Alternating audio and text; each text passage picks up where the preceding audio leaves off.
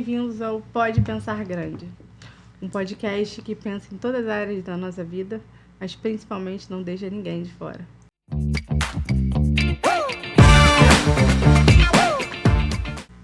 Hoje, o tema é poderoso e inspirador.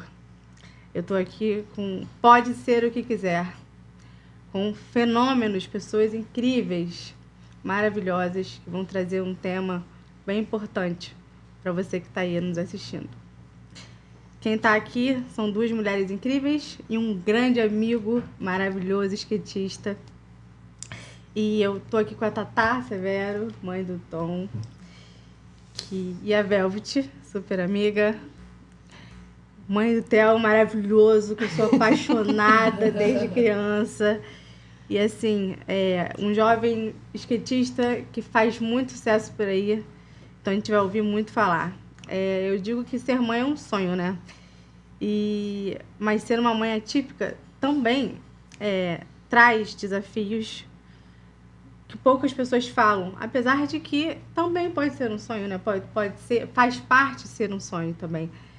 Então, essas maravilhosas aqui vão compartilhar um pouco sobre maternidade, sobre desafios, sobre coisas positivas também, que eu tenho certeza que os seus filhos fazem de bom. Inclusive, estamos aí com um grande skatista, voltando a falar, e com certeza são exemplos de inspiração para você que está assistindo esse episódio. Não perca! Velvet, vou começar com você, porque eu acho que a sua história com o Theo eu compartilhei bastante. Acho que a resposta eu já vou saber, mas eu queria muito que você contasse para as pessoas como é ser mãe do Theo, né? Como isso impactou na sua vida, na sua visão de maternidade, o que você diria que acho que foi a maior surpresa, talvez, receber um diagnóstico.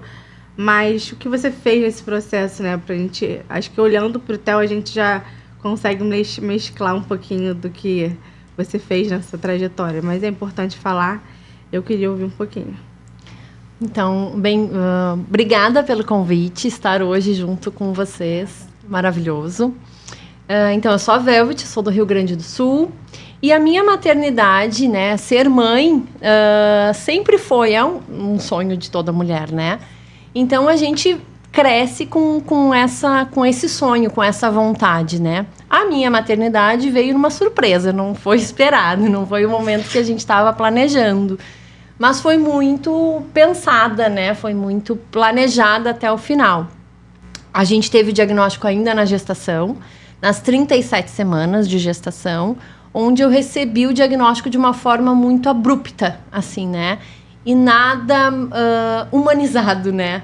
Então, foi num exame de rotina e o médico percebeu ali e passou duas possibilidades. Ou ele nasceria com síndrome de Down, ou ele nasceria anão.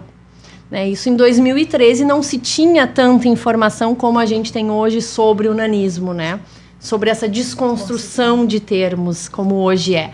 Então, naquela época, foi assustador, porque era algo que a gente não tinha informação, que a gente não tinha ideia do que estava acontecendo. E o que a gente faz quando a gente recebe um diagnóstico? A gente vai pro Google. E aí eu joguei anão no Google naquele dia, né, depois do diagnóstico, e apareceram informações que na época não tinha na internet, né? Informações em outras línguas, né? Estudos genéticos em outros idiomas. E isso me deixou ainda mais preocupada, né? Eram imagens de corpos distorcidos, imagens engraçadas, né? O que a gente ainda vê hoje em dia, né? Que é como a gente carrega esse termo, né? A questão do engraçado, daquele ser que nasceu para fazer graça. Então, foi aí foi nesse momento que eu me identifiquei com a deficiência. Confesso que foi bem difícil, porque é um maternar que ninguém fala ao longo das nossas vidas, que é a possibilidade da gente maternar uma criança com deficiência. E é palpável, né? E a gente tem visto esse crescimento hoje em dia muito grande, né? Mas ninguém nos fala. Então, a gente cresce sonhando com aquele filho perfeito. Sim. Aquele filho que a gente brinca com as bonecas perfeitas na nossa infância, né? Então, isso é importante também a gente começar a falar. É preciso. Às vezes assusta, mas é possível, né? A gente não está longe de acontecer. E não é um castigo, como muita gente ainda fala hoje em dia. Então, foi assim que eu descobri o diagnóstico. Mas eu decidi, depois de um tempo, que eu ia curtir a minha gravidez, né? Que era verão, eu tava na praia. Então, que eu ia curtir até o final e a gente ia ver como depois que ele nascesse, né? Quando ele nasceu, 27 de fevereiro, ele já veio a plenos pulmões, mostrando a força que tem no mundo, né? Mostrando o Theo que é. Então, ser mãe do Theo hoje, ele me fez ampliar as minhas lentes para o mundo, né? Eu me dei além de me tornar mãe, eu me tornei um outro ser humano, né? Então, eu tive que reaprender muito de novo sobre o que é o mundo que a gente vive, né? E isso me fez entrar para um ativismo. Hoje eu faço parte de uma associação nacional que se chama ANABRA. Luto muito na questão do ativismo sobre o nanismo, dessa desconstrução desse termo, na questão de acesso à saúde especializada, que é algo que nos pegou muito, né? E a gente custou muito a conseguir esse acesso também. É uma questão muito difícil para quem tem deficiência. E as mães atípicas também, né? A gente acaba largando tudo que a gente... o nosso trabalho, né? Tudo para se dedicar a essa vida também, né? Muda tudo. É um giro, assim, ó, de 360 na nossa vida, né? E aí eu fui me inteirar sobre educação, criei a cartilha, né? Um material pioneiro no Brasil hoje.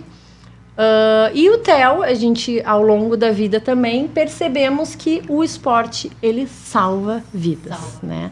E o esporte transformou também a vida do Theo, fortaleceu ele tem essa sensação hoje de pertencimento, né? Sim. Por conta do esporte. Então, eu só tenho orgulho desse menino, de ser mãe desse menino e tudo que ele me fez eu me tornar hoje também. O que você diria, assim, foi a maior surpresa nesse processo? Eu acho que a maior surpresa, na verdade, acho que acontece diariamente, né, na minha profissão. Você vê essa evolução dele, cara, você é lindo, desculpa. Você me desconcentra totalmente. Desde sempre. E assim, ele é fantástico, então eu acho que diariamente você provavelmente se pega vendo o quanto ele te surpreende diariamente, né? Porque se eu que tô longe sou surpreendida a cada vídeo, a cada comentário, a cada conversa com você, eu fico assim, imaginando como é compartilhar a vida, né? E tá. Eu queria que você Dom dá. Oi? A útero coçando aqui agora. Não, o Dom não dá. O Dom não dá. O Dom não dá. Aquele cabelo dele maior assim não dá. Ele é. Eu queria que você compartilhasse essa parte dessa história, como que foi, né? O início da maternidade com o Dom. E como a maternidade também te transformou, assim. Porque, cara, o Dom não dá. O Dom, ele realmente ele é o nosso Dom mesmo, né? Ele veio... a gente queria muito engravidar, a gente quis muito, assim. Então, ele foi uma criança que a gente quis muito ele foi muito desejado.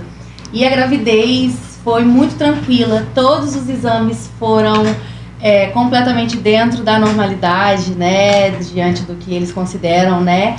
E a gente não teve nenhuma intercorrência, não teve nenhuma questão. A gravidez foi tudo sob controle. Nenhum exame acusou a síndrome de Down do Dom. Quando ele nasceu, ele nasceu ainda lá em Minas Gerais. E assim, meu marido é músico, eu trabalho com internet. Então, querendo ou não, uma cidade menor, rolou aquele burburinho. O Dom vai nascer. Tava todo mundo muito animado, porque foi uma gestação que a gente compartilhava tudo. Então, assim, de repente eu me vi com um diagnóstico que nem eu sabia que eu tava realmente passando por aquilo. E eu pensando como é que eu ia encarar aquilo a partir daquele momento, né? Eu não imaginava. O Dom nasceu, a gente começou a observar que as pessoas entravam muito na sala. Só que como eu nunca tive filho, o Dom é meu único filho, pra mim era a coisa mais normal do mundo.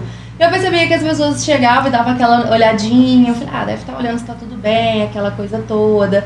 Mas comecei a achar aquilo estranho. Mas, graças a Deus, o Dom foi uma criança que não precisou de internar, ele não precisou ficar na UTI neonatal, ele não precisou passar por cirurgias, coisas que acontecem com muitas crianças, né, que nascem com a trissomia do 21. E no caso dele não aconteceu, porém, no dia de ir embora, assim, na hora da alta, que era o pediatra que estava ali de plantão, nem era o pediatra oficial dele e tal. Na hora dele assinar os papéis, ele falou, não, tá tudo bem, tá tudo sob controle. Tá rolando um boato aí no hospital. Menina, nessa hora eu parei. Ele falou, tá rolando um boato aí no hospital que o filho de vocês nasceu com síndrome de Down. Mas isso é besteira, não preocupa com isso não. Aquilo ali... O pediatra. E isso que você falou da questão do diagnóstico, de dar um diagnóstico de uma maneira muito abrupta. Eu sei que às vezes, eu acho que é também... Com o passar do tempo, a pessoa que trabalha na área da saúde, ela também já está tão acostumada a lidar com aquilo de tantas formas, mas eu acho que tinha que ser de outra forma. Ela tinha que, de tanto ela estar acostumada a lidar com aquilo, ela tinha que ter uma sensibilidade maior para conversar com a família inteira de uma maneira geral. Porque na hora que ele falou isso, estava no quarto eu, meu marido, minha mãe já entrou em surto, né? Minha mãe já ficou desesperada.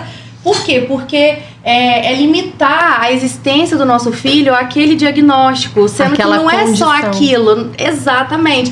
Então é aquele momento que você, primeiramente que não é como não é um boato, não é uma fofoca. Isso é um fato, é uma probabilidade. Então a gente tem que lidar com isso. Por quê? Porque muitas crianças identifica durante a gestação. Muitas identificam assim que nasce, que você olha, visivelmente você tem certeza. Os traços são mais fortes. Mais fortes. No caso do Dom, fenotipicamente falando, que é a aparência, não aparentava tanto, sabe? Tanto que ele é uma criança que ele até hoje, muitas pessoas às vezes falam, de olhar e falar, ele nem parece que tem, como se tivesse aquela cara, né? Muito. Aquele estereótipo, assim. Então é legal pra gente poder trazer, pra gente desconstruir essas coisas. E a partir do momento que ele falou isso, eu sei que ele falou no sentido de me tirar de cabeça, o que também tá completamente errado, porque depois eu vi que o exame, depois que eu fiz o exame, eu vi que era. Hoje eu entendo que a minha história aconteceu exatamente do jeito que tinha que acontecer. E isso, eu fico pensando como que outras famílias, se eu, que, tipo assim, plano de saúde, tô na internet, sou uma pessoa que tá ali pesquisando, eu tomei esse baque dessa forma, imagina quantas famílias não passam por isso todos os dias, de receber esse diagnóstico e de não saber nem como agir. E eu, naquele momento, eu fiz que nem você. Eu entrei no Google e comecei a pesquisar tudo. E ao pesquisar tudo, eu comecei a entrar em desespero. Porque ali no início começa a aparecer aqueles artigos mais populares, né? E você não tá vendo ali a real mesmo, tipo, a opinião de uma mãe, o que pode acontecer, o que não pode. E aí, em vez de você pensar na coisa prática, que não, peraí, eu preciso então fazer o exame de cariótipo, que é pra fazer o mapeamento genético. Eu preciso ir no cardiologista pra fazer o ecocardiograma. Não, você começa a pensar em caraminhola na cabeça, pensando assim, o que meu filho com 30 anos vai passar lá na frente? Gente, calma, nesse momento você tem uma criança que você precisa dar banho nela, você precisa dar mamar, você precisa cuidar dela. E nisso, eu acho que o mais bonito da maternidade atípica é isso, que a gente recebe esse desafio nas mãos, mas eles mesmos nos ensinam dia após dia a lidar com as diferenças. Exatamente. Entendeu? E a gente percebe o quanto que muitas das vezes é o nosso capacitismo, é a nossa limitação que fica com aquele medo lá atrás de pensar o que ele vai passar lá na frente. E quando a gente vê eles crescendo, interagindo, vivendo em comunidade, fazendo esporte, fazendo terapia, sabe, fazendo amigos, aí a gente vai relaxando. Então acho que a principal mensagem que eu vejo você falando e que eu sinto da mesma forma para as mães que estão assistindo e que de repente acabaram de ter esse diagnóstico calma, gente, vai passar e vai dar tudo certo, né? É verdade. Eu sei que na hora é meio difícil, né? Mas foi assim que aconteceu. E aí, depois que o Dom foi crescendo, agora o Dom vai fazer 6 anos e agora, recentemente, já tem quase um ano, mais ou menos, a gente teve o segundo diagnóstico dele, que ele é autista nível 3 de suporte. Ele ainda é uma criança não verbal, ele não fala. Eu acredito muito que ele vai falar, mas a gente ainda não tem a certeza. Estamos na luta, não vamos desistir nunca. Mas são muitas questões. Então aí, depois de 5 anos, eu vivi o segundo diagnóstico. A interseccionalidade de diagnósticos. Então, hoje, eu te digo que hoje o autismo me dá, assim, em termos de trabalho, né, entre aspas, o autismo me dá mais trabalho do que a síndrome de Down em si. Porque as questões sensoriais que ele passa, a questão dele ser não verbal, dele não conseguir se comunicar, Isso dá mais trabalho para ele, no sentido dele enquanto ser humano, dele se posicionar, do que a trissomia. Eu hoje na terapia, nas terapias que ele faz, eu encontro com crianças da idade dele, que tem apenas a trissomia do 21, que já trocam uma ideia comigo normalmente, coisa que ele ainda não consegue fazer. Então a gente vai vendo como que cada indivíduo é único, cada deficiência em cada indivíduo é de uma forma. Então a gente não pode rotular, e nem pode limitar, e nem pode ter medo do que tá por vir, porque a gente tem que ser forte pra nós e por eles, né, Velvet? Sim, demais, né? E essa questão que tu fala, né, de nortear, isso é muito importante, né?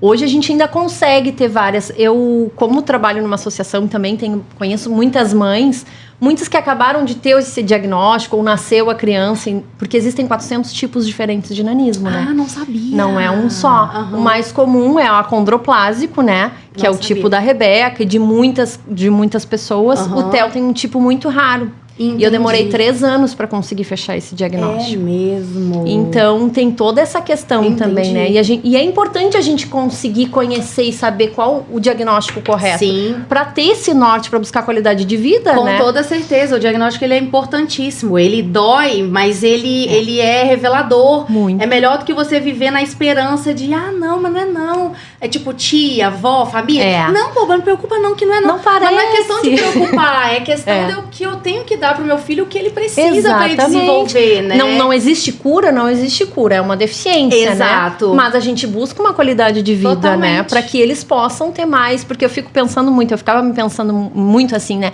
E agora, quando eu não estiver mais aqui, né? Essa é a grande questão. Como vai ser? Né? Então a gente se preocupa muito com isso. Então se a gente pode dar um suporte de uma melhor qualidade de vida, nossa, da independência. É o que vamos fazer por eles. É o que a gente tenta. É ou não é, Theo?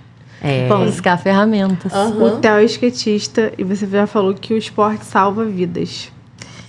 E eu queria saber como é que foi esse incentivo pro esporte, né? Pro skate, principalmente, assim, que é algo diferenciado, né, para pessoas com deficiência. E eu queria saber, acho que mais... Você falou já respondeu, acho que falando que o esporte salva vidas, mas eu queria ouvir de você, Theo, assim... Como é importante saber que sua mãe te apoia todos esses momentos, assim, para você se tornar um grande skatista. Daqui a pouco eu quero ver você na Paralimpíada, lá torcendo pra caramba, gritando, vestindo, botando blusa com a sua cara aqui estampada. E eu queria que você falasse, assim, como é ver esse apoio dos seus pais, assim, pra você? Bom, sem eles eu não estaria com esse skate, sem eles eu não teria conseguido nada. A ajuda deles foi muito grande pra mim. E sem eles eu não conseguiria fazer nada. Lindo. Eu não vou chorar, porque eu não tô podendo. Não vou chorar, não vou chorar. Todo mundo aqui é assim. Você também, assim, sente que incentivar outro... Você se sente reflexo de incentivo para outros meninos, outras pessoas com deficiência, a ser como quiser ser e ir atrás dos seus sonhos? Sim. Eu não esperaria outra resposta de você nunca. Com essa autoestima que você tem, eu jamais esperaria outra resposta. Eu te digo mais. Eu tenho certeza disso. Eu conheço muitas pessoas e você sabe que você tem um bando que vai atrás de você, assim, te acompanha e faz vigor a toda essa sua fala.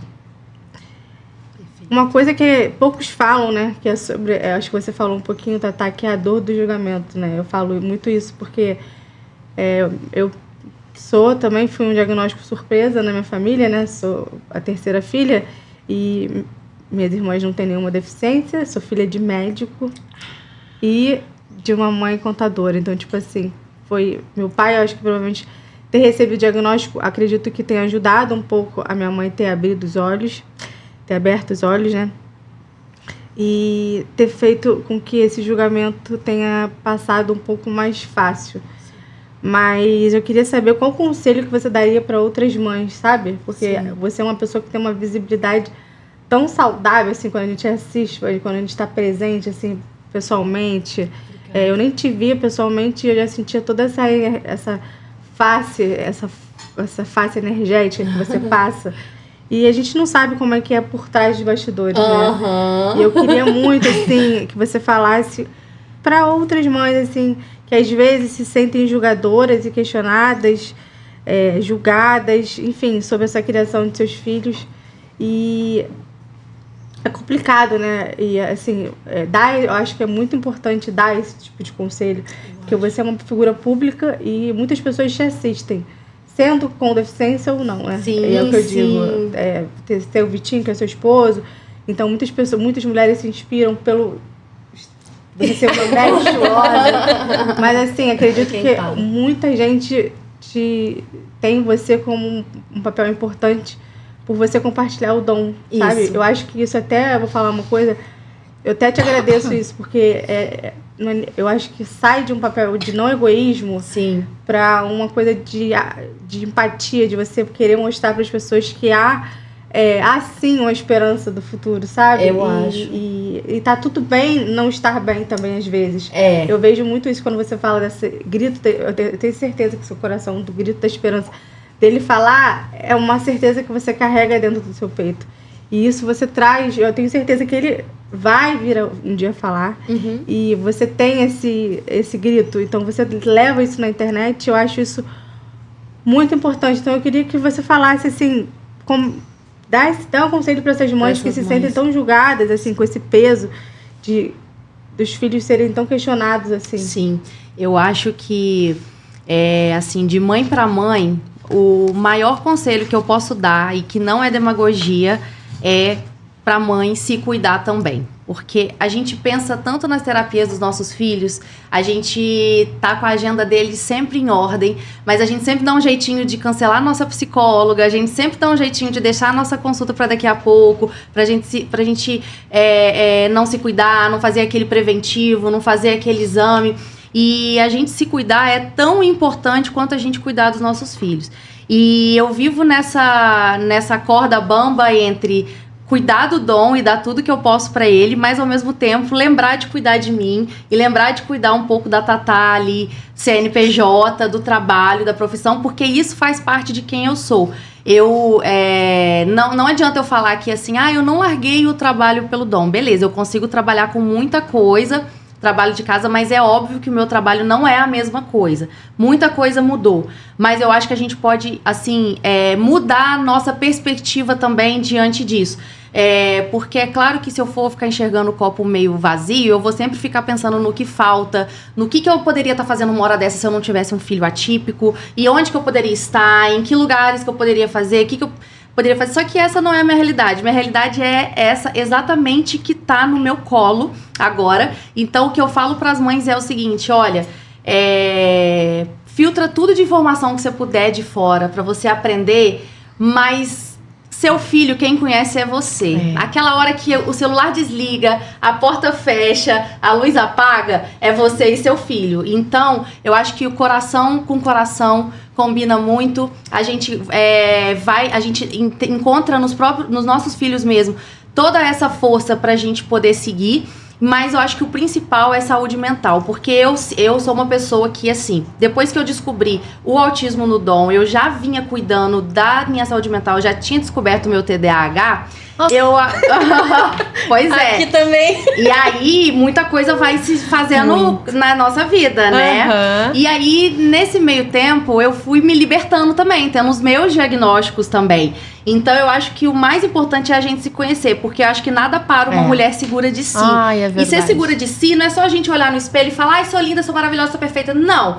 Olha, eu tenho eu tenho essas limitações, eu consigo ir até aqui. Por exemplo, hoje eu sabia que eu tinha essa entrevista à tarde, eu não ia conseguir gravar uma publicidade de manhã e entregar Não, de manhã eu fiquei com o Dom. Então a gente tem que dar essa divididinha. Não adianta a gente querer salvar o mundo todos os dias. A gente salva um pouquinho hoje, a gente salva um pouquinho amanhã. Eu tenho um banheiro lá de molho me esperando pra quando eu voltar. E é isso aí, porque se eu fosse fazer antes também, eu ia me atrasar mais. Então eu acho que assim, a gente vai salvando um pouquinho aqui, um pouquinho ali. E tá tudo bem. E tá tudo bem, sabe? E assim, eu recebo muitas mensagens que você falou, Rebeca, me toca muito, porque realmente é uma coisa que eu sinto essa diferença, porque eu já trabalhava com internet antes de eu engravidar. Então, assim, a minha presença na internet ali já era uma coisa que já existia. E, de repente, eu me vi mãe atípica. É diferente de uma mãe que o filho nasce e aí, em virtude disso, ela começa a compartilhar. E que eu amo também, tá? A questão não é essa, não. Eu amo também. E ela vira influenciadora daquilo. Eu já estava ali antes. E, de repente, eu me vi influenciadora da causa ativista também. Que nem você falou. Então, assim, eu acredito que as coisas...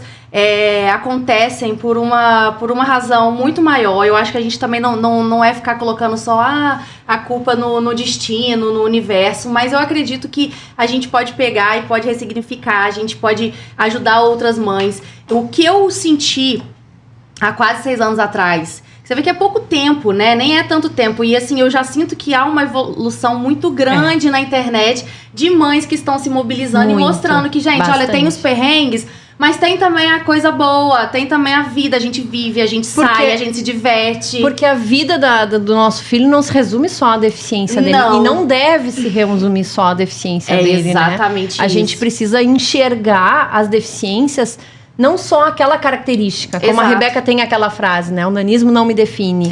Então, enxergar as potencialidades daquela criança, daquele jovem, daquela pessoa, Exatamente isso. E eu acho que, assim, quando a gente começa a estudar bastante e se conhecer e entender, a gente vai se despindo desses preconceitos que a gente tem, porque muitas das vezes os pais mesmo que têm essa limitação de poder levar o filho. Eu mesma me vejo em muitas situações, às vezes, querendo guardar o Dom dentro de um potinho e deixar ele juntinho comigo, porque ele tem essa dificuldade sensorial e tal. Então, às vezes, é melhor, mais fácil não ir. Mas a gente tem que ir, a gente tem que incluir, acho que a inclusão ela começa dentro de casa. Os próprios pais acreditando que meu filho é capaz de participar daquela atividade, meu filho é capaz de participar daquela aula. Então eu acho que é basicamente isso. Mães que se cuidam, acabam se tornando cuidadoras melhores para os seus filhos, né? Eu vou me meter aqui, tá, Rebeca? Se mete comigo. Isso que tu fala, né? A gente lá em casa, desde que ele tenha a noção de criança, de falar, né? Claro, são situações diferentes. São. Mas a gente nunca romantizou a deficiência do Theo em casa. Isso é maravilhoso. Então, às vezes ele dizia, mãe, eu dizia, meu filho, tu tem nanismo. Desde de nova, às vezes eu era muito julgada por isso, né? Por que tu tá fazendo isso, né? Mas ele precisa entender, precisa saber, né? Eu não vou romantizar. Ele precisa saber da condição, só que essa condição não vai definir ele na vida dele. Exato. Mas desde cedo começar a buscar formas, né, de se tornar independente também. Até porque quanto mais a gente fantasia isso, pior pra eles na hora de receber a realidade. Exatamente. O Theo vai ser um adulto que se posiciona, um adulto que e não tô nem falando de brigar, né?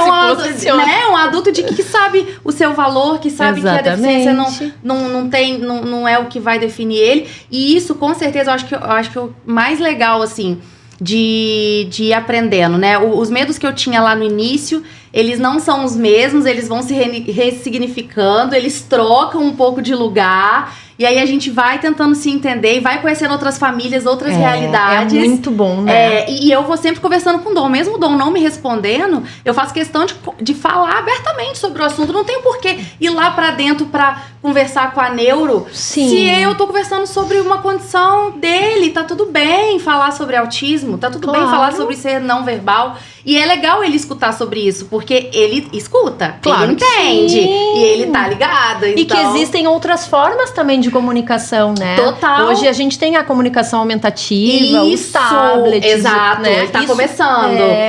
Então existem formas, ele não fala, beleza, mas a gente vai conseguir se comunicar de alguma forma. Exatamente. Né? E aí, a partir do momento que a gente se sente à vontade pra compartilhar a nossa rotina dos nossos filhos, porque assim, né, é uma exposição, né? Você coloca a sua vida lá e tudo mais. Mas, às vezes pode vir algum hate, alguma mensagem sem noção. Sempre acontece. Mas as mensagens carinhosas, elas são tão maiores. Acolhe, né? Sabe, a corrente do bem, ela gira com tanto mais força que eu acho que assim... É até sacanagem a gente esconder nossos filhos, porque eles são incríveis e o mundo merece conhecê-los de todas as formas. E esse lance da gente compartilhar, nem todo mundo vai ter essa coragem de compartilhar, nem todo mundo vai querer compartilhar. E quando a gente vai trazendo isso, de uma leveza que é a coisa mais normal do mundo. Eu só tô indo no shopping. Eu não tô indo no shopping fazendo um vídeo porque meu filho é assim. Não, a gente tá só vivendo. A gente tá só fazendo, a gente tá só acontecendo. Exatamente. E aí essas pessoas vendo... naturalizar a deficiência, exatamente, né? É isso que a gente precisa, eu acho. É totalmente isso. E quando a pessoa vê que tem mães que agem dessa forma, elas se sentem mais confortáveis pra agir dessa forma também. Porque no fundo, né, gente, a mãe, ela ama seu filho e ela quer se preocupar. Ela não quer ficar tendo medo do que vai acontecer com ele. A gente quer viver, a gente quer seguir em frente. Que eles sejam só crianças, né? Exato. Como deveriam ser. Totalmente. Eu vou te dizer que quando eu levantei a bandeira do ativismo, foi quando eu levei o meu primeiro soco no estômago de uma sociedade extremamente capacitista e ignorante no sentido de não ter informação. Sim. Eu tava com o Theo com 8 meses, saindo de um posto de saúde, um dia normal de vacinação, né? Que toda mãe passa. E na saída desse posto eu me deparei com uma outra mãe, né? Que também tinha filho pequeno. E aí ela olhou e perguntou pro Theo. E na época eu ainda não sabia de toda essa informação, né? Exatamente o que ele tinha. Então eu sabia que ele poderia ter acondroplasia, né? Entendi. E essa mãe olhou pra mim e perguntou o que ele tem, né? Porque ele era muito pequeno. E aí eu disse assim, ele tem acondroplasia. Sabe quando tu percebe o ponto de interrogação que se forma? A pessoa fala assim, ué, gente. E aí eu disse assim, ela não entendeu. Eu disse assim, ele é anão. Menina, ela deu uma respirada profunda assim e me olhou e disse assim, eu nunca imaginei que essa raça nascesse de gente normal. Aquilo pra mim foi tão inesperado, eu ouvi aquilo, que eu me deparei, meu Deus. A gente passa o resto da vida pensando o que a gente devia ter falado naquela hora. Exatamente. E a pessoa, ela se sente tão à vontade pra ser sem noção com a gente. Muito. Que eu falo me assim, fechei. gente, se eu puder, pelo menos, alertar pra que outras pessoas não Hoje passam... eu falo isso na minha palestra, né? Eu sou palestrante também. Mas aquilo me doeu tanto naquele momento que eu me fechei e não consegui falar. É exatamente E aí, naquele momento, eu comecei a pensar, meu Deus, o que eu posso fazer? Eu disse assim, a sociedade precisa ter informação. Eu me sinto na vontade de informar a sociedade. Totalmente que isso. não é assim. Exatamente. Né? E aí que eu me levantei e comecei a ser ativista para trazer informação para a sociedade. E hoje estamos aqui, arrasando. Pegando esse gancho do ativismo, velho, você é uma pessoa muito ativa, a gente já percebeu, em prol da dignidade e acessibilidade das pessoas com deficiência. Como você que equilibra o ativismo, né, esse papel tão importante com a maternidade, assim, e quais são as principais lutas que você vê hoje em campo? Bom, né, quando eu comecei a abrir voz, né, nas redes, não sou tão conhecida nas redes, mas eu resolvi abrir voz nas redes, né, e em lugares também. Eu idealizei a cartilha, ela foi lançada no Senado Federal e a partir daí eu comecei a querer levar para as escolas. Uau. Porque é dentro das escolas que a gente vai conseguir mudar. As crianças, elas não são preconceituosas. Não. É através de como elas convivem, né, que elas vão moldar o caráter delas, né? Então, eu comecei a trabalhar isso nas escolas e muita gente me pedia, traz o Theo. E aí eu pensava assim, esse é o equilíbrio, né? Até aqui dá. Isso. Aí eu sempre explicava pra ele, tem vontade de ir? Né? Tu quer participar? Nem sempre ele ia por vergonha, né? Tá tudo bem. Tá tudo bem. Né? Mas muito eu fui julgada também por mães também, né? Que não entendem essa maternidade, né? Ou não querem entender. De que eu fazia isso por culpa. Né? Que eu me levantei e tava fazendo porque eu me sentia culpada por ele ter vindo assim. Gente, as pessoas, elas sempre vão ter uma desculpa pro que a gente faz. Se a gente deita e chora e fica em depressão, a gente tá errado. Se a gente vai à luta, a gente tá indo à luta porque a gente tá sentindo culpa. Se a gente não liga, porque eu também conheço várias mães que têm filho e que elas estão nem aí pra esse negócio de ativismo. É muito engraçado. Mães que não tem nem a ver com a internet, sabe? Essas mães que eu encontro assim na sala de terapia. Ih, menina, não tem nem Instagram. Ih, negócio não tô nem sabendo negócio de inclusão. É muito engraçado. E eu acho que a gente tem que... As mães têm que parar de julgar as mães, entendeu? É isso. Tá tudo bem se você... Que bom que você tá podendo fazer por ele e por toda uma comunidade. Exatamente. E olha que legal, eu já tô sabendo da sua cartilha. Eu já quero a cartilha pra levar pra escola do meu filho. Porque isso, gente, isso é real. O Dom, mesmo sendo uma criança que não conversa, ele tem amigos que sentem falta quando ele não vai. Nossa. Ele, tipo assim, se adoeceu semana passada, negócio de gripe, febre, aquela coisa toda... Não foi? As crianças pedem pras mães mandar vídeo, cantando, pra saber como é que ele tá. Cara, isso pra mim é o supra-sumo. E é claro também que eu escolhi uma escola também que já é um pouco mais maleável, mais lúdica. Então eu sabia que as famílias eram famílias que estavam aptas também a receber o que era diferente. Eu acho que tu faz toda uma questão. Eu sei que um dia, se Deus quiser, a gente vai ter todas as escolas preparadas pra isso. A gente espera isso, né? Mas... Porque por que eu me levantei para fazer uma cartilha? Quando eu entrei pra comunidade da Anabra, que eu conheci a Rebeca, que eu conheci a Kenny e outras tantas pessoas, quais eram os relatos que eu ouvia? A fase escolar era mais difícil. Sim.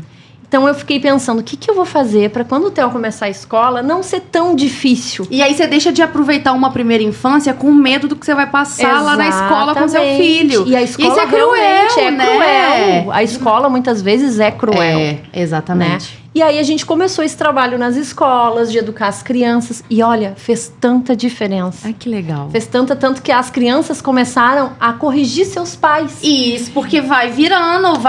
E uma vez uma mãe chegou pra mim e disse assim, olha, eu tava andando na rua com a minha filha, né? E ela olhou e eu olhei, apontei e ela veio, não se aponta, mãe. A gente não aponta pra pessoas, a gente não fala assim de pessoas, Menina, a gente não sente pena de pessoas. Olha isso, e as crianças já lá em 2050. Assim, tu não lembra da cartilha? A cartilha poderosérrima. Porque ela fala do nanismo, mas ela mostra que somos todos únicos. Cada um tem a sua característica e tá tudo bem, a gente só tem que respeitar. Né? E assim, se todos nós adultos, né, toda a sociedade, só entendesse isso. Não, então, e é uma coisa que a gente sempre conversa entre os pais lá nas reuniões, é que assim, gente, é óbvio que o desenvolvimento, no caso do Dom, que é uma coisa cognitiva e tal, o desenvolvimento dele perante a turma é muito atrasado mesmo. Só que a escola faz questão de que ele esteja com as crianças da idade dele, para que a régua dele seja maior, para que ele aprenda junto com quem está aprendendo no máximo. Então a gente explora no melhor sentido da coisa, a gente estimula ele da melhor forma possível, e é legal como que os pais veem. Eu sei que não é uma realidade de todas as escolas, mas é uma coisa que eu queria que todos sentissem esse gostinho do que é você voltar de uma reunião, mesmo sabendo que, no meu caso, que meu filho não fez nem metade das coisas que as crianças fizeram. Os pais, eles não olham pra mim no sentido de, ai meu Deus, tá incomodando. Não, eles acham o máximo saber que os filhos deles estão já com 5 anos, 6 anos, lidando com uma criança com deficiência, porque ele vai lidar com pessoas com deficiência durante a vida inteira. Exato. E quem sabe até ser pai de uma criança com deficiência. Se eu tivesse estudado com uma criança com síndrome de Down, eu acho que o tal do luto que eu tive lá naquele momento, de repente não seria dessa forma. Né? Se na minha sala tivesse mais pessoas com deficiência. E então, aí, exatamente, e falam muitas vezes, né, que atrapalha, mas no final as crianças típicas acabam aprendendo muito mais. Muito mais, né? Porque não é só o 2 mais 2 é igual a 4. É sobre humanidade, respeito às diferenças. É você se colocar no lugar do outro, entendeu? E eu acho que é muito isso. As escolas da nossa geração mesmo, elas ficaram tão preocupadas nessa coisa de faculdade, vestibular, que faltou pegar essa coisa da humanidade. Então, que bom que tá acontecendo um movimento contrário, né? E eu falo muito que é de dentro das universidades que a gente também precisa estar trabalhando. Por quê? Geralmente as cadeiras das universidades, nós nunca aprendemos, né, dentro da universidade, sobre inclusão, sobre acessibilidade, sobre as diferenças. E hoje são ainda cadeiras opcionais. Sim. Mas não vai mais ser uma opção esse profissional lidar com essa diversidade, com essa inclusão na sociedade. Não, porque tá aí e que bom que tá. E vai crescer e vai aparecer cada vez mais, exatamente. Entendeu? Então hoje a gente vê assim, a Rebeca abrindo essa conversa tão profissionalmente, sabe? Pra mostrar que o assunto, ele é sério, ele é real. Mas também não é um tabu, entendeu? Não. A gente tá aqui justamente, são deficiências diferentes, nós estamos falando de situações completamente diferentes, mas a gente se encontra ali, na luta. Exatamente. A gente se encontra ali, entendeu? Então, eu acho que... E é muito legal ver o Theo e a Rebeca assim, né? Porque é meio que o futuro, né? E eu vou estar lá dessa Paralimpíada, o Dom também, o Dom vai estar gritando. Aí vai ser legal, né, Theo? Que aí a gente vai lembrar, e a gente vai lembrar desse dia aqui. E sabe, tem um menino com síndrome de Down que também tá fazendo o maior sucesso em Santa Catarina. Skatista. Skatista? Vou seguir. Como é que é o nome dele, Theo? Esqueci agora. Depois você me manda, Depois eu Theo. mando. Eu vou agir. E aí eu tava dizendo, daqui a pouco tenta colocar o Dom. Não, com certeza. Ele ama, ele senta e vai. Vai gostar. Mas aí agora eu vou querer. Pra ele andar com o Theo, né, Theo? A gente está aqui conversando sobre educação, sobre o desempenho do papel crucial e dessa quebra de preconceito, né? Vocês falaram, mas eu queria saber um pouquinho o que vocês acreditam que ainda falta, né? Ser trabalhado na educação para que possamos viver uma sociedade mais inclusiva e empática. Eu estava até contando pra Tatá antes da gente começar, voltei para a universidade, né? Tô cursando, então, educação inclusiva justamente para trabalhar isso dentro das escolas, né? Incrível. A gente precisa entender que a educação se transformou, que não é mais aprender o ABC, 1, 2, 3, né? Uhum. A gente precisa transformar essa educação para acolher a todos, né? Para educar a todos de uma forma. É difícil? É difícil. Não é fácil. Não. Mas é preciso. E ninguém espera uma mudança, né? A mudança ela só vem através do desconforto. Exatamente. Quando a gente sente aquele desconforto é que a gente vai repensar e que a gente vai mudar. E para mim a educação é a ferramenta mais potente que a gente tem de transformação. Sim. Né? É através dela que tudo vai ser transformado. Sim. Até porque se a gente quer quebrar barreiras, a principal delas é a atitudinal. Total, né? total. Se a gente não conseguir chegar na barreira atitudinal, nem arquitetônica, nenhuma outra, a gente vai conseguir alcançar. Exatamente. Até porque, né, Velvet, só te cortando pra colocar, quando a gente pensa em terapias e médicos e exames, a gente tá ali falando da coisa biológica. Mas na educação, a gente estimula o nosso filho a desenvolver autoestima, a ele ir atrás do que ele se sentir pertencente, ele querer ser útil na sociedade. E não que ele só fique ali de sala em sala, faz uma terapia aqui, faz uma terapia ali. Não, na escola é legal porque a criança, toda criança, ela se vê em embates, né? Sim. Ela se vê exatamente fora da zona de conforto. E quando a gente que é mãe, a gente vê situações assim acontecendo em pleno 2024, a gente fala assim, não é possível, a gente tem que lutar por isso, porque tudo bem, já esteve pior. Mas pode estar melhor daqui a um tempo, Sim, né? É tudo muito recente se a gente for parar para pensar. A inclusão, né? As escolas regulares abrir as portas para receber essa inclusão é recente. É recente. Então, claro, ainda precisa. É tudo muito novo, né? E isso a gente precisa ainda mudar muita coisa, né? Mas, como eu falei, né? Os profissionais, eles já estão ali, eles precisam também se aprofundar nesse conhecimento. Precisa querer adaptar as atividades de verdade, de um jeito que seja...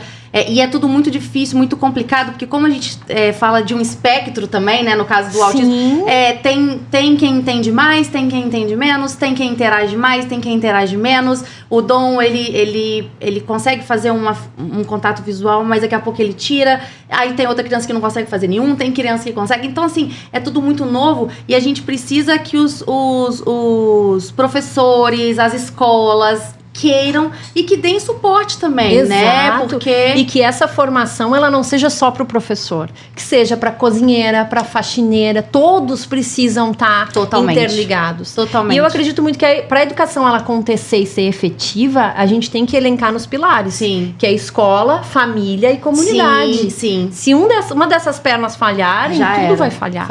Falha mesmo. Então todos têm que estar sabendo, todos têm que pertencer, todos têm que também entrar para essa luta. Exatamente. Hoje eu vejo muito essa luta a partir somente das famílias atípicas, né? Somente de profissionais que atuam com pessoas com deficiência, mas essa luta é de toda a sociedade. Todo mundo. Essa que é a grande questão, né? A gente quer que todo mundo abrace com a gente isso, né? E não só abraçar pensando que amanhã pode acontecer com você. Isso. Gente, acontecendo ou não acontecendo, pessoas com deficiência existem no mundo. E elas merecem ter dignidade pra ir, pra vir, pra estudar, pra, sei lá, ser examinada, ir num show, namorar. Então, assim, é sobre isso, né? 1/4 da sociedade, dos quase 8 bilhões que somos, são pessoas com deficiência. Então, é uma minoria gigantesca. Então você pode não... Você não pode não ter na família, mas você tem uma amiga, você tem um filho de uma amiga, e aí você vai. E eu percebo muito que às vezes eu faço eventos ou palestras e só vão pessoas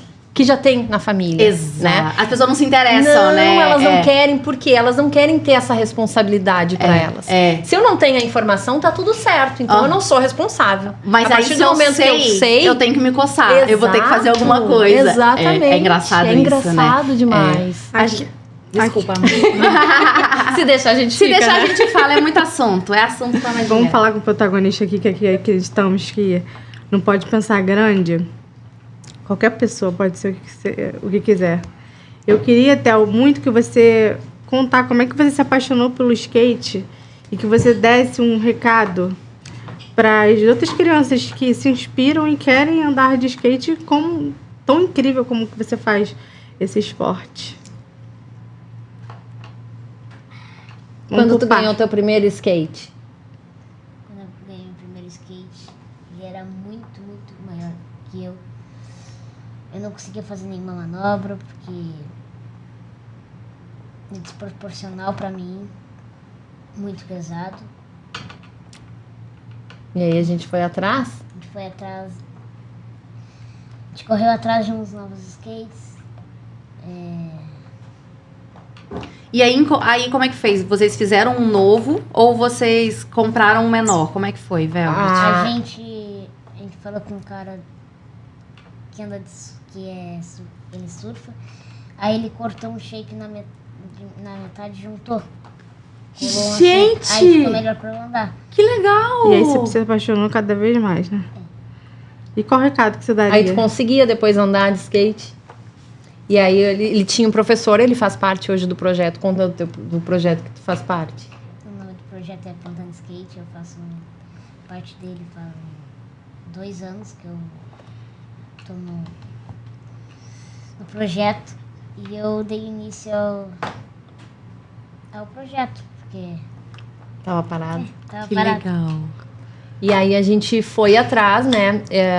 Ele é amigo do professor, o professor então tinha um shape. Aham. E aí esse rapaz, que também tem uma loja hoje, que ele vende aqueles simuladores de surf. Sei! E aí ele fez uma emenda no skate, né? E a gente imaginava, nossa, como é que ele vai andar assim? Aham. E aí ele percebeu, ficou mais leve, menor, e ele conseguiu desenvolver. Nisso a gente entrou para a BPSK, né? Associação Brasileira de Para-Skate, que hoje tem, que representa, né, esses atletas. E aí convidaram o Theo para ir pro STU fazer uma apresentação, né? E aí você foi e você arrasou? Arrasou. Arrasou. Ah, ele tá com cara de que arrasou muito. E lá a gente conheceu o Augusto Aquino. Augusto Aquil, que é o ídolo É dele. seu super ídolo. Ele manda muito bem, não manda? Pois é, menino. E como é que qual o recado que você daria assim para outras crianças que querem andar tão bem de skate como você anda?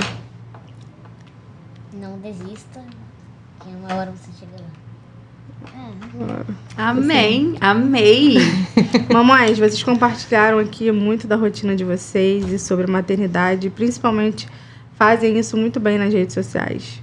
Como é que vocês enxergam que nas redes sociais a gente pode transformar e expandir a visibilidade, levantar esse questionamento de diversos assuntos?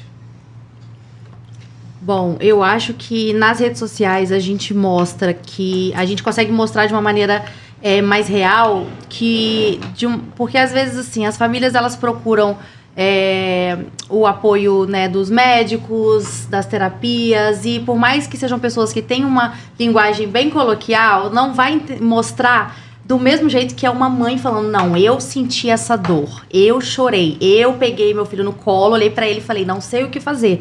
Então, assim, e essa é uma grande questão que eu converso muito com os profissionais, que eu falo assim, você até, né, e elas falam muito isso comigo, eu sou mãe, mas eu não sou mãe atípica, então eu não sei o que vocês sentem. Então, você falar sobre esse sentimento, você externalizar nas redes sociais, é uma maneira de você chegar pra outra mãe e falar, cara, tá tudo bem hoje você ter chorado, tá tudo bem hoje você achar que você ia surtar. Então, vamos respirar, vamos dar mecanismos pra isso. Então, é tipo assim, em vez de uma mãe ficar em casa surtando com o filho, olhando pro filho sem saber pra que lado que vai, porque às vezes o filho tá em crise, Cara, às vezes é só ir pra rua e dar uma andada.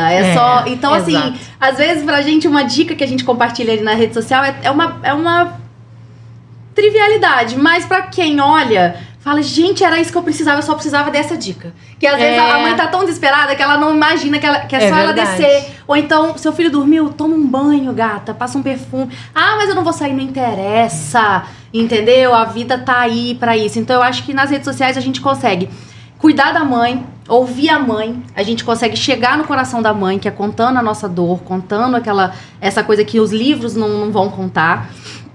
E às vezes até em situações mais formais, tipo aqui, por mais que a gente abra o nosso coração, não é a mesma coisa de ir ali, de repente eu ali depois de uma noite inteira acordada, ou depois de saber da história de alguém. Então, eu acho que ali a gente consegue ampliar essas narrativas, a gente consegue trazer problemas diários, né? Porque a acessibilidade, ela tá ali de uma maneira geral, na inclusão, mas ela tá no dia a dia também, ali numa escada que a pessoa não consegue subir. Exato. Né? Então, e a gente começa a ver tudo como um todo, né? Por exemplo, o Dom, ele não é cadeirante. Mas ele não gosta muito de andar muito tempo, não. Ele gosta muito de andar no carrinho dele. Não querendo ou não, sempre que eu vou andar mais coisa, eu tenho que levar o carrinho. E aí as ruas são desniveladas, é buraco pra lá, buraco pra cá. E a gente fica, como que um cadeirante anda nessa rua, gente? Vocês querem nossos filhos, nossas famílias presas dentro de casa? Não pode. Então, assim, a gente trazer isso pra internet é a gente mostrar pras pessoas que também não tá errado questionar por um programa de ensino, né, individualizado, uma coisa. Então, eu acho que a gente tá lá, a gente traz essa discussão, né, Velvet? Eu gosto muito também de trazer, como tu falou agora, né, que o Dom não é cadeirante. Uhum. Quando eu levantei o ativismo, eu gosto muito também de... Eu precisei abrir pra todos. Sim. Né? Não Sim. é só o nanismo, Não, né? exato. A inclusão, ela é Você pra acaba todos. descobrindo outras coisas. E aí eu tento trazer esse olhar da acessibilidade, que muitas vezes as pessoas pensam que a acessibilidade é só uma rampa e é só pra cadeirante. Mas não. é como tu falou, é pra uma mãe que tá empurrando um carrinho, Exato. é pra uma pessoa idosa, pra alguém que tem mobilidade reduzida, né? Alguém que sofreu um acidente e vai precisar, né? Então essa falta, ela acaba gerando uma barreira que faz com que tu não saia de casa. Então, é surreal. Igual, por exemplo, o Dom, ele tem quase 6 anos, ele ainda usa fralda. Então, um grande desafio que eu tenho quando eu vou levar ele em aeroporto é trocar a fralda dele. Porque ele já é enorme, o trocador, ele é desse tamanho.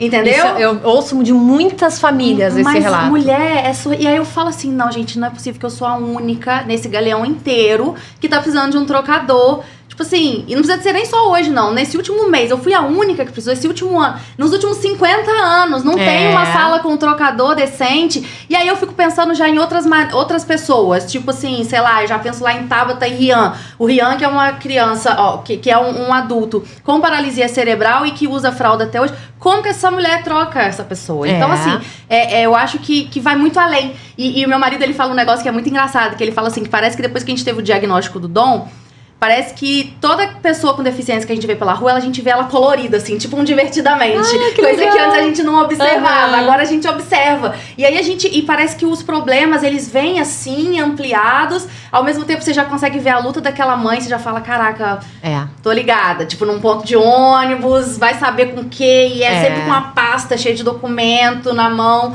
Então, a gente enxergar a deficiência lato senso, né? Exatamente. De maneira geral, porque não é só a deficiência do nosso filho que a gente tá lutando. Eu compartilho, eu entendo muito mais sobre autismo e síndrome de Down. Hoje eu tive aulas aqui de nanismo e que obrigada por isso, e desculpa também se eu até falei alguma coisa que me magoou, porque a gente tá sempre aprendendo. Exato, né? E é normal, né? A gente não é só porque a gente levantou, porque a gente sabe, que a gente vai julgar quem não sabe. Não, a gente tá aqui pra isso. ensinar, a gente sabe que a informação tá hoje na palma dos nossos dedos, né? Na palma da mão. Mas a gente precisa passar informação e de uma forma com que a pessoa receba e queira entender e se desconstruir, né? Exato. E que tá tudo bem errar, pedir desculpa. Sim. Entendeu? A gente erra, a gente às vezes fala alguma coisa, a gente tem que se entender e vigiar, porque também, entendeu? Muito. Não é assim também muito só. Porque o capacitismo, ele tá em todos nós. E o problema é que muita gente acha que o capacitismo, ele é um preconceito um pouco menor do que os outros. Tipo, tá tudo bem. Não, ser racista não pode, mas ser fala assim, mas também é mais recente. Não, peraí, existem pessoas com deficiência há muito tempo no universo, que entendeu? hoje a gente nomeou esse preconceito, Exatamente. que a gente não tinha isso antigamente, né? Então, quando a gente nomeia, é mais palpável pra gente conseguir falar sobre, né? Isso é muito importante também. Muito, muito Eu importante. uso muito as minhas redes sociais pra isso, né? Pra nortear famílias, a conhecerem os seus direitos, a de que forma acessar, a desconstruir esse olhar também de pesar, né, em cima da deficiência. Sim, e que tá tudo bem ter dias nublados também, exato, né? Acontece. Com a gente acontece, né? Muito. Acho que muito mais do que dias bonitos. Talvez, a gente passa por processos, eu né? acho que é bem isso. Mas se a gente... e a gente mostra que mesmo tendo esses dias, o dia seguinte vem, a gente levanta de novo e vai, sabe? Eu acho que essa é a grande questão, entendeu? E acaba que as mães atípicas... tem a mãe atípica, que ela é mãe atípica porque é mãe de uma criança com deficiência. Tem a mãe atípica porque ela é uma pessoa com deficiência e ela é mãe. Tem a mãe atípica porque ela, infelizmente, foi abandonada e ela é mãe solo. Tem a mãe atípica que teve, de repente, trigêmeos. Existem milhões de maneiras de maternidades atípicas. Então, nisso, quando a gente vai colocando a nossa dor ali, a gente vai encontrando outras pessoas que às vezes não é a mesma dor, mas a gente se encontra ali na dor. Então a gente vai ali conversando, a gente vai se apoiando. Então eu acho que se eu vivesse naquela época antigamente, assim, sem essas informações, eu acho que eu seria uma pessoa muito mais infeliz, assim. Eu acho que eu me cobraria muito, sabe? Então hoje eu ter esse acesso a isso e poder mostrar esse mundo pro meu filho, cara, isso é vida, sabe? Verdade. Eu acho que é o melhor. E empoderar eles, né? E também muito importante, que eu recebo muito nas redes sociais de mães, né, que vêm procurar apoio, né? O que meu filho nasceu, o que eu faço agora, né? E agora? Por onde começar? Então, aí você recebe foto. Olha meu filho, o que você acha? Tipo assim, como se a gente fosse médico. Aí eu sempre falo, olha, em primeiro lugar, seu filho é lindo. Isso. Entendeu? E cara, nem o meu filho eu soube ter certeza. Vai fazer um exame, vai fazer, sabe? Corre atrás. E às vezes acontece de, tipo assim, às vezes a pessoa tá esperando um exame de cariótipo pelo SUS há anos e não sair. Amiga, dá um jeito, vai atrás. Vamos nessa forma que eu tento trabalhar, a gente mostrando tem, seus... Porque às vezes a pessoa gosta de não saber também. Tipo, ainda tô esperando o resultado do exame. Só que peraí, seu filho tem quantos anos? Olha, ele precisa de, no mínimo, 2 fonos por semana. Isso vezes um mês é tanto, isso vezes um ano é tanto. Então ele tá perdendo, hora, a intervenção sabe? precoce, ela ajuda muito, né? Exatamente. E a gente precisa ter programas. Hoje a gente tem alguns centros de intervenção precoce, né? Porque senão o que acaba acontecendo? A escola se torna a porta inicial para tudo isso. É dentro da escola que começa a se descobrir, né? Exatamente. Então a gente precisa também nortear essas mães e compreender que existe essa forma, né? Pra criança já chegar um pouco preparada também, né? Exatamente. Já que a gente tá falando de futuro aqui, cara, eu queria entender, imaginar, como que vocês imaginam o futuro dos seus filhos e de outras pessoas com deficiência? E quais são os seus sonhos e expectativas para que eles possam, né, crescer num mundo mais justo e inclusivo? Eu até fico com a voz um pouco embargada, porque falar no mundo mais justo e inclusivo é uma esperança que bombeia nos nossos corações, né? Então, acho que se bombeia no meu coração sendo uma pessoa com deficiência, eu imagino em vocês como maternidade. Eu queria que vocês falassem um pouquinho. Esse mundo mais justo, ele tá longe de acontecer, né? E a gente vivencia isso diariamente. Às vezes parece que a gente retrocede alguns anos, sabe? Quando a gente acorda e vê algumas notícias, assim. Eu confesso que eu ainda sinto medo, né? De quando, como eu falei, quando a gente já não estiver mais aqui, né? Sim. Então, tudo que eu tento é empoderar, é mostrar, é trazer adaptações. O Theo, às vezes, me fala muito, mãe, aconteceu alguma coisa na escola, vamos levar a cartilha pra falar lá? Maravilhoso. Mãe, tá faltando adaptação. Às vezes ele sobe, eu acho que às vezes ele se empodera tanto, que esse tempo ele subiu em cima de uma mesa pra alcançar. E eu disse, meu filho, desce daí. E ele assim, não é adaptado pra mim? Né? Então é isso que a gente busca, não depender muito, né, do outro. E ele aprender a lutar pelos direitos dele, né? Nem todo mundo vai ter a mesma condição, nem toda família vai ter o mesmo acesso. Sim. Mas a gente tem que buscar por isso, né? Exatamente. exatamente. Pelo menos para as famílias saberem o que é de direito. É, o que pode exatamente. lutar. Porque muitas vezes a pessoa também não vai à luta porque ela nem sabe que ela merece, entendeu? Então, a gente... Olha o meu TDAH. Olha o meu TDAH. Fui lá. Mas é bem Perdão. isso. Mas é tentar empoderar eles, né? A gente exatamente. tentar buscar uma independência. Essa pergunta, Rebs, que você fez sobre o futuro. Eu me vejo viva, se Deus quiser, que essa é uma grande questão. A gente busca por isso muito, Essa é uma né? grande questão. Tô me cuidando pra isso, mas a gente sabe que os planos de Deus, os planos da vida, a gente não sabe. Tô cuidando do Dom para que ele tenha realmente sua independência. Mas se ele não tiver, nesse meio tempo eu já processei o plano de saúde, já temos uma liminar, se eu for embora desse mundo, ele tem o seguro dele garantido. É triste, mas é real. A gente tem que pensar sobre isso, né? É difícil. E eu desejo que o Dom esteja feliz daqui a esse tempo, sabe? Eu espero muito que ele esteja falando, sabe? É uma coisa que eu desejo muito do fundo do meu coração. Mas enquanto mãe atípica também faz parte lidar com a realidade de que talvez não aconteça. Então eu espero que daqui a 50 anos ele esteja feliz, realizado, independente dele, talvez se ele for fera no esporte ou não, que ele não precise provar isso, condicionar essa existência dele, né? Então, acho que essa aqui é a grande questão. E até o Theo também. Eu não sei se vai acontecer dele não querer mais andar de skate um dia, mas se um dia ele não quiser, ele não é obrigado, porque nós não somos obrigados a nada nesse mundo, a não ser feliz, né? Eu acho que o que a gente mais preza é felicidade, né? Que eles sejam felizes da forma que eles puderem ser, Agora a gente vai pra nossa pergunta de ouro. Pra vocês três. O que é pensar grande? Ai, difícil a gente pensar. Bom, pensar grande, a gente pensar em um mundo onde todos possam ser vistos da sua forma, respeitados da forma que são, e que a gente possa, né, que todos possam percorrer, ter o seu direito de ir e vir, com equidade e com liberdade. Eu acho que isso é pensar grande. Eu acho que pensar grande é a gente acreditar que a gente pode ocupar espaços que podem parecer um pouco desafiadores, mas às vezes pra gente pode demorar um pouquinho mais, mas a gente vai lutar para conseguir, para conquistar. Quando a gente pensa grande, a gente pensa com o nosso sonho de maneira geral, né? A minha mãe fala que sonhar grande e sonhar pequeno dá o mesmo trabalho. Então a gente tem que sonhar grande. Então a gente foca no grande, a gente se aperfeiçoa para isso, a gente estuda. E eu acho que é isso, a gente não se contentar com o pequeno, com a migalha, não se contentar com o mundo fazendo pouco e achando que tá fazendo muito, achando que tá te fazendo favor. Eu acho que pensar grande é pensar, se sentir no direito de pensar assim como uma pessoa típica pensa, assim como uma pessoa que tem todos os seus privilégios pensam, sabe? Eu acho que a gente pensa grande pelos nossos filhos, a gente quer incentivar eles a pensar grande também, e com isso a gente acaba se vendo grande também, né? Porque a gente precisa ser grande também para dar esse suporte para eles. É verdade. Bom, hoje tivemos o prazer...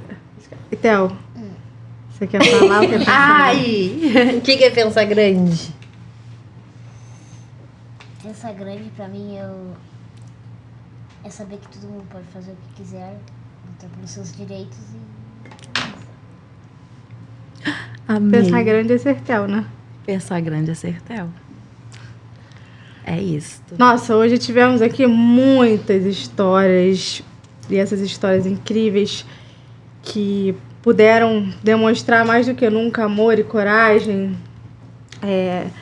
Não digo superação, mas inspiração, expansão do que é ser uma maternidade com amor, leveza, enfim, tantas coisas que eu aprendi mesmo não estando nesse papel. E obrigada, assim, para mostrar tanto para mim, mas para quanto todas as pessoas que estão assistindo, que não há limite quando a gente questiona muito, que não há limites para sermos quem a gente quer ser, para tornar os nossos filhos quem eles querem ser. Então eu sinto meu coração recheado de agradecimento por vocês terem me inspirado e provarem que, de fato, podemos ser o que quisermos. Então, para quem nos ouve, lembre-se que vocês também podem ser o que quiser. Então, até o próximo episódio do Pensar Grande. Pode Pensar Grande, que com certeza todos nós podemos pensar grande. E hoje foi um episódio que pensamos grande demais.